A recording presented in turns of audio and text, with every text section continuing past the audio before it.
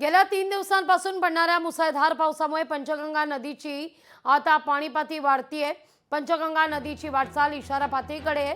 सध्या राज्य सरकारच्या जलसंपदा विभागाकडून पंचगंगेच्या पाण्याचा प्रवाह सुरू आहे।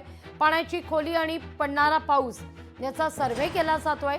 पंचगंगा नदीवरील राजाराम बंधारा परिसरात जलसंपदा विभागाच्या 4 अधिकाऱ्यांनी अत्याधुनिक यंत्रसामुग्रीसह बोटीतून सर्व्हे केल्याचं दृश्य आहे। आढावा घेतला आपले प्रतिनिधी सतेज औंधकर यांनी। गेल्या 3 दिवसापासून कोल्हापूर शहराबरोबरच ग्रामीण भागात मुसळधार असा पाऊस कोसळतोय। परिणामी सर्वच नद्या या दुथडी भरून वाहताना पाहायला मिळते। सध्या आपण आहोत राजाराम बंधारा या ठिकाणची दृश्य पाहतोय। या ठिकाणी खरं तर जलसंपदा विभागाकडून पाण्याचा प्रवाह आणि पडणारा पाऊस याचा जो आहे तो अंदाज घेऊन या ठिकाणी पाहणी जी आहे ती बोटीमार्फत करण्यात येते।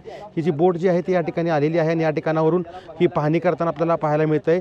यामध्ये काही मशिनरी आहे आणि त्या मशिनरीतून पाण्याचा प्रवाह किती आहे, त्याचा वेग किती आहे याची जी पाहणी आहे ती या ठिकाणाहून करण्यात येते। ही बोट जी आहे ती पंचगंगा नदी परिसरात राजाराम बंधारा या ठिकाणी गेलेली होती आणि या ठिकाणी ही बोट संपूर्ण पाहणी करताना आपल्याला दिसून येते। सध्या या बोटीत 4 कर्मचारी असल्याचं आपल्याला पाहायला मिळते। या बोटीतून हे सगळे जे अधिकारी आहेत ते नेमका पाऊस किती पडतोय आणि त्याचं प्रमाण किती आहे, त्यासोबत पाण्याचा वेग किती आहे आणि किती पाणी आहे ते पुढं अलमट्टीतून सोडलं गेलं पाहिजे याचा जी तपासणी आहे ती या ठिकाणी करताना पाहायला मिळतं। त्या ठिकाणी असणारा एक पूल आहे, पुलाच्या परिसरामध्ये हे सगळे पाण्याचा प्रवाह चेक करताना हे आपल्याला पाहायला मिळतात। एकूणच जर पाहिलं तर गेल्या 4 दिवसापासून पडणाऱ्या मुसळधार पावसामुळं जनजीवन तर विस्कळीत झालेलं आहे। मात्र हे सगळे जलसंपदा विभागाचे अधिकारी आहेत ते पाण्याचा अंदाज घेऊन या ठिकाणी प्रवाह आणि पाण्याची पातळी याचा अंदाज घेताना आपल्याला दिसून येत आहेत।